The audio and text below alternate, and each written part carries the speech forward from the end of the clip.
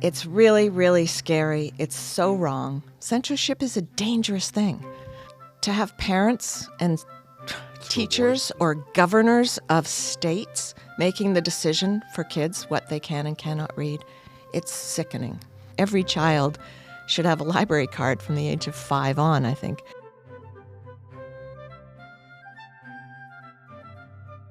You know, south of the border in Florida, a place like that, all sorts of reactionary sentiment about leaning towards censorship.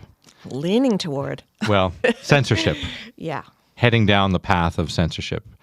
And it's, quite alarming. And I want to talk to you about as a writer and a literary person, where are we going with that? Because it just seems to be this spiral that we're on right now. We can't seem to stop it or control. I'm not sure how to describe it, but it's quite concerning. It's horrifying.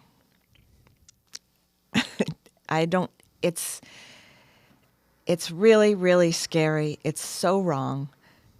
Kids need to read whatever they want to read. An interesting thing that I've learned as a writer and as someone who talks to kids at schools and so on, kids will not continue reading a book that they are uncomfortable with. If something comes into it that makes them feel a bit worried, if there's a dead body and they don't want to know about a dead body, or if there's kissing and ooh, who wants to read about kissing? Kids will just put that book down and think about coming back to it later. To have parents and teachers or governors of states making the decision for kids what they can and cannot read, it's sickening, especially when it comes to true history. And, even in Florida, they're banning Margaret Atwood's Handmaid's Tale. Right. And books that have come out, 30, 40, 50 years ago, they're going back and saying, well, this is not appropriate anymore. There are some books that are dated or have certain language or certain, there are racist or anti-gay, or those books do exist, but if you don't want to know about that, don't read those books. As opposed to go back to rewrite them all, right? Yeah. There's no point in, some things, if they're violently pro-Hitler or something, that's to be considered. But again, just don't read the book. And parents deciding that the entire school needs to ban a book that they feel uncomfortable with their own child reading, that's simply wrong. Well, I want to ask you this as someone who lived in the States for 3 decades, albeit in the liberal heartland of New York City. What is peculiar about the United States that leads to this debate? I mean, we're having the anti-abortion movement. It's all happening. It may be happening in Canada, but we don't hear about it as much. But it's peculiar to the United States, isn't it? And why is it? Yeah, it's very noisy and very intrusive and very self-righteous, and those are the worst characteristics of Americans. Is this entitlement to thinking one's own opinion is the right one, and that there really is only one in order to lead a profitable life. And so that is really scary when the people in charge have that strong feeling that certain people do not deserve to live and other people do, and certain people do not deserve to have housing or education. And I don't know why it is. It just makes me shudder daily. You mentioned your current book that you're working on is more contemporary. Do you feel an obligation in your writing now to help defend the freedom of speech and educate kids on some of the more balanced views in the world? Or do you feel a kind of responsibility in your writing now more than you did before? I try not to be messagey in my writing. I try to present a character in a situation. I'm sure that my own philosophy about life and being a good human on the planet seeps into my main characters, certainly, but I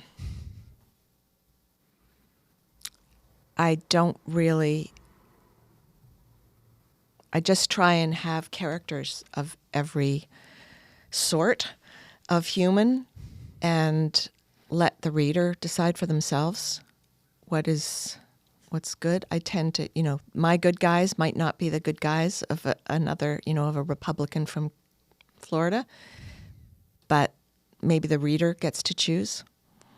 So if not so much in your preachy messaging in the book that you don't want to do that, how do you let your opinions be known? Like you said, you're a very inward person, so you're not really sharing a lot. Is this like our conversation about the only time where people will get to know how strongly you feel about what's going on with censorship? Probably.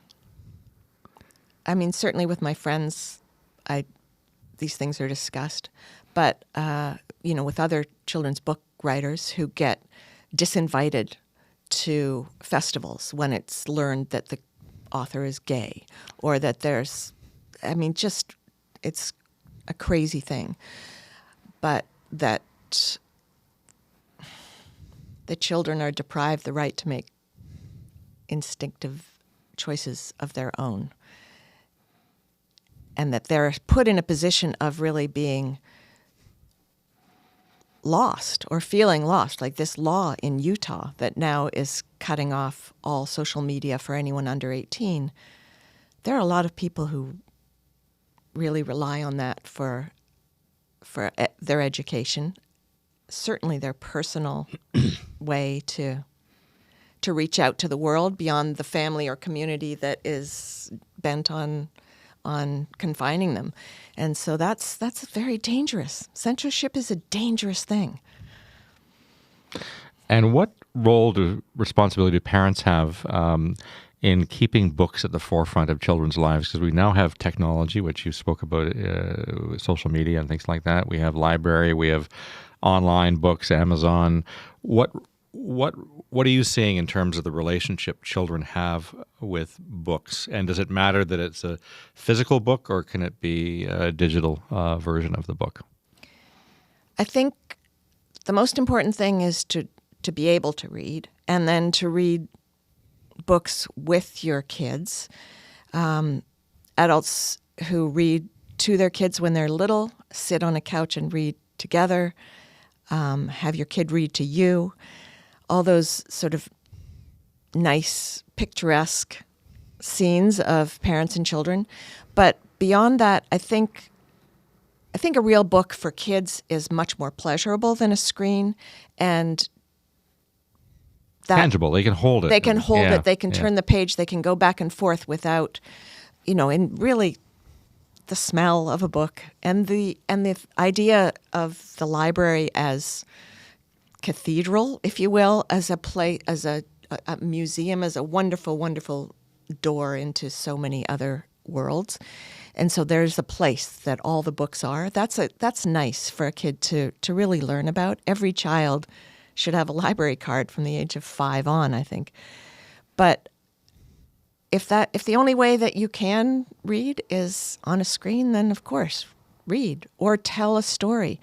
I mean, that's the thing about hurry up, get dressed, come on, keep walking, as opposed to what do you see on the street as we're walking to school, or, name 5 things out the window, or, it's just trying to keep them engaged in the world around them as opposed to the screen in front of them, because we're all distracted all the time. The screen thing is it's actually, physically changing. They've just done a study in Australia where there's a whole generation now with a bent vertebrae because their heads are spent looking at the screen. So that's not a good thing. But of course, the internet is an amazing thing, but it shouldn't be the only thing. The world's still here.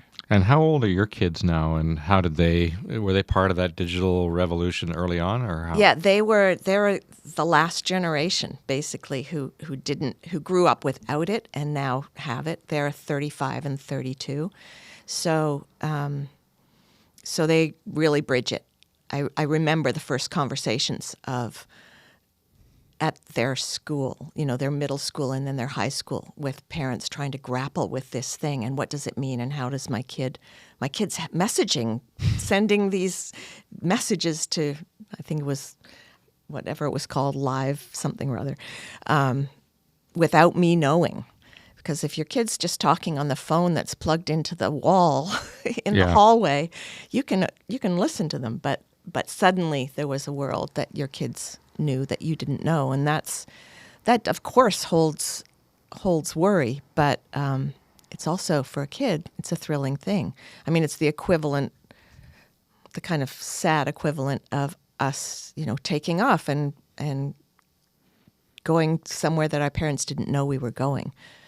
Having a walk in T.J. Dolan or something when you're a teenager. And do they follow in your artistic footsteps? What have they? Yes. Yes, they do.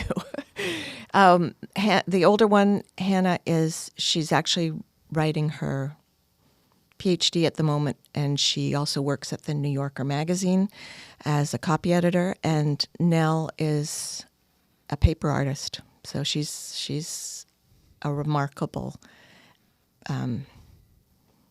illustrator.